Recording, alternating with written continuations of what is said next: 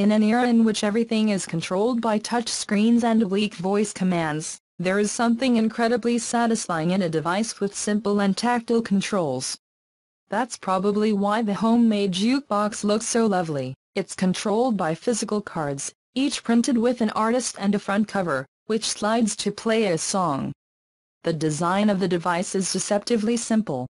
Inside the box is a speaker controlled by a Raspberry Pi, loaded with PADI software.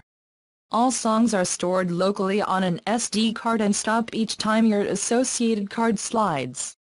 Magnetic stripe cards similar to credit cards were used because they were cheaper.